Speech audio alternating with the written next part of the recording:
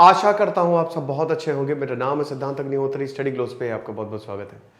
बात करेंगे दोस्तों हम tipping points of the global warming की।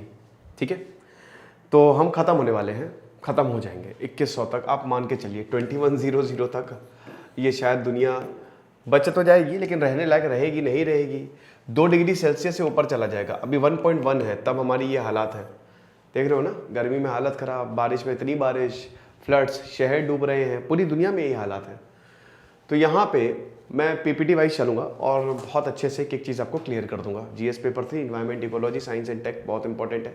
While the world is worried about the restriction global warming to within 1.5 or 2 degrees Celsius, a new study found that even the current level of the average global temperature, about 1.1 degrees Celsius, higher than pre-industrial level. Pre-industrial level क्या होता है? जब industries नहीं थी, ठीक है, तो 1950 से पहले की बात हो रही है, जब यहाँ पे इंडस्ट्रीज इतनी नहीं थी।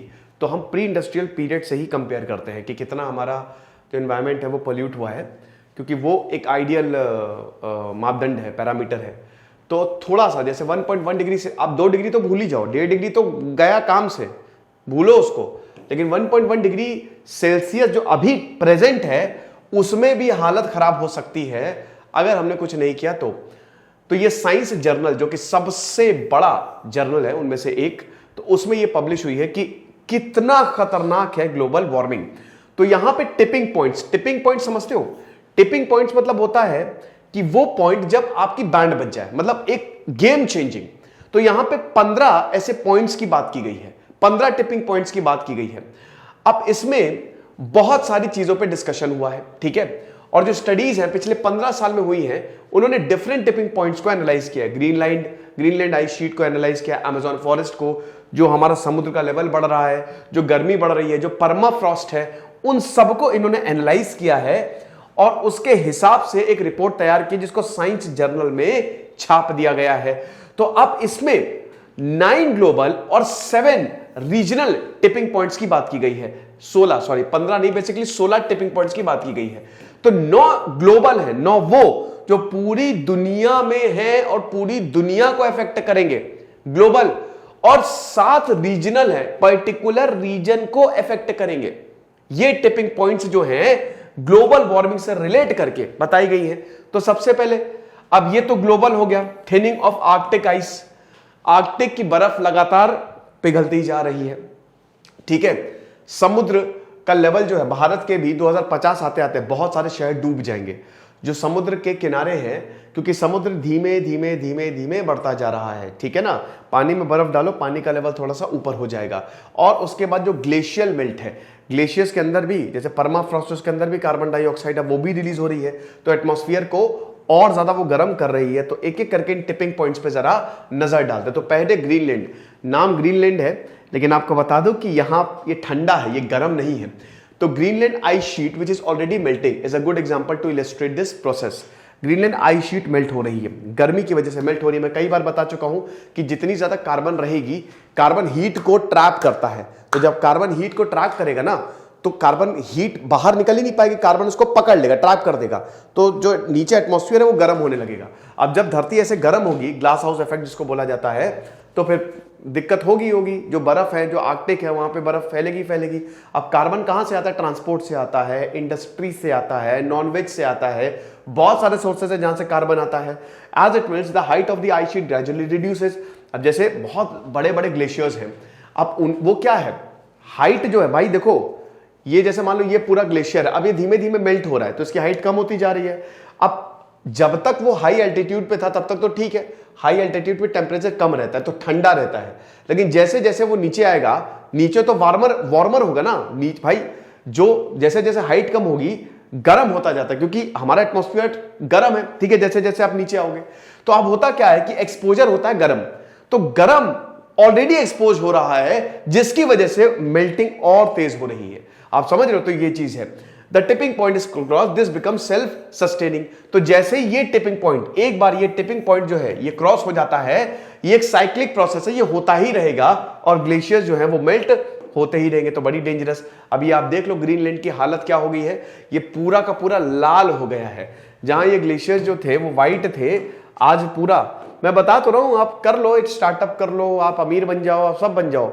ये जनरेशन ठीक है, लेकिन आने वाली जनरेशन के लिए हम क्या छोड़ रहे हैं वो बहुत कुछ डिपेंड करता है, क्योंकि दोस्तों 2100 आते आते अगले 80 सालों में दुनिया का स्वरूप बदलेगा, लेकिन दुनिया हमको बदल देगी। हम टेक्नोलॉजिकल रेवोल्यूशन की बात करते हैं, लेकिन क्या तब तक हम बचेंगे? हो सकता है साइंस तब तक कुछ ऐसा डेवलप कर दे कि इतनी गर्मी से भी आज बच पाए, लेकिन फिर बहुत कुछ देखना होगा, क्या होगा, कैसे होगा। हालांकि जिंदगी, वो जुरासिक पार्क में एक बहुत अच्छा डायलॉग है कि जिंदगी जो है अपना रास्ता ढूंढ ही लेती है।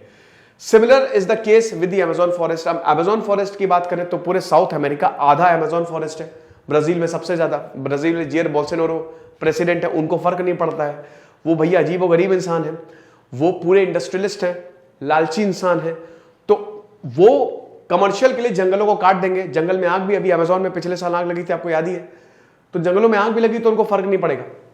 ये रीजनल फेनोमेना है, रीजनल टिपिंग पॉइंट है। तो अमेजॉन फॉरेस्ट, ये भी it plays a very important role in causing the rains in the region. पूरे साउथ अमेरिका में जो रेन्स होती है ना, Amazon forest plays a very very important role. इनको लंग्स ऑफ द अर्थ भी बोला जाता है, कि धरती के फेफड़े हैं, ठीक है। There would be fewer and fewer trees which would reduce the rainfall. Simple सी बात है, पेड़ रहेंगे नहीं तो रेनफॉल होगी नहीं, causing further stress on the trees. Once again it develops into a self perpetuating process. आप देख रहे हो, ये साइक्लिक प्रोसेस है, साइक्लिक प्रोसेस है, मतलब ये होता ही रहेगा, आप रोक चाह के भी नहीं रोक सकते, ठीक है।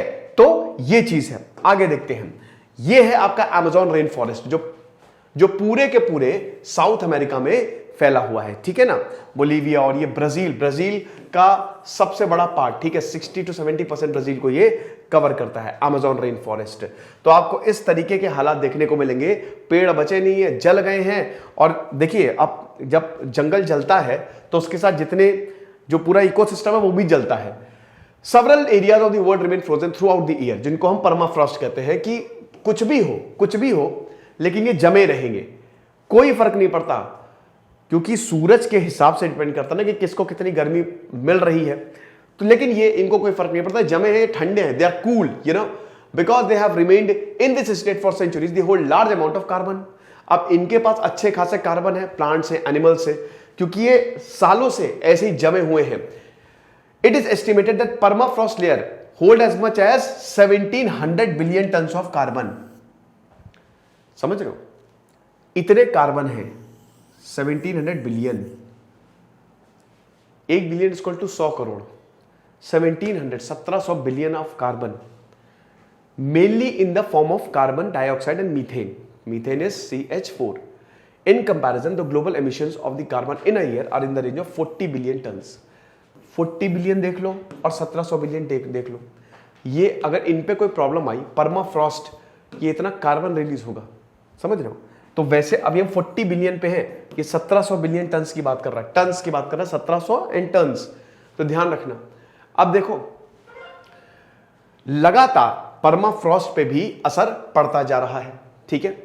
परमाफ्रॉस्ट पेरिनियल मतलब होता है जो सालों साल, जैसे Ganga is a perennial river, यानी कि उसमें सालों साल पानी रहेगा। तो ऐसे पेरिनियल मतलब होता है कि इसमें सालों साल बर्फ पड़ेगी। 25% of land in the atmosphere, 25% जो नॉर्दर्न हेमिस्फीयर में है, ठीक है। ये आपका नॉर्दर्न हो गया, इक्वेटर होता है ना, इसीलिए मैं आपको पीपीटी वाइज बता दे रहा हूं एक एक चीज अच्छे से, ठीक है। ये जैसे ये इक्वेटर है ना 0 डिग्री पे, ये आपका नॉर्दर्न हेमिस्फीयर, ये धरती हमारा स्फीयर है, हेमी मतलब आधा, तो ये हो गया हेमिस्फीयर नॉर्दर्न, और ये हो गया सदर्न हेमिस्फीयर। तो 25% ये जो आपको दिख रहा है ना ग्रीन में, ये आपके परमाफ्रॉस्ट आपको यहां पे मिलेंगे। It contains 1500 billion tons of carbon, 1500 billion tons of carbon यहां पे आपको मिलेंगे, ठीक है, नॉर्दर्न हेमिस्फीयर में। और ये टाइम बॉम्ब है, क्योंकि ये जब नीचे जाएगा, ये जब पिघलेगा तो इसमें इतनी carbon dioxide, it's a time bomb कि हम बच ही नहीं पाएंगे। दोस्तों ये बड़ी अजीब और गरीब चीज है। क्या इंसानी प्रजाति खात्मे की तरफ बढ़ रही है, ये देखना पड़ेगा, क्योंकि ये तो सच में कभी भी हो सकता है। टाइम बॉम्ब है और हम अभी भी नहीं सोच रहे हैं, अभी भी किसी को कोई फर्क नहीं पड़ रहा है। यस, किसी भी पॉलिटिकल पार्टी के मैनिफेस्टो में ये नहीं रहता है। क्लाइमेट चेंज की बात हम जितनी भी बड़ी कर लें, बातें ही कर रहे हैं हम ग्राउंड रियलिटी पे एक्चुअली में कुछ नहीं कर रहे हैं।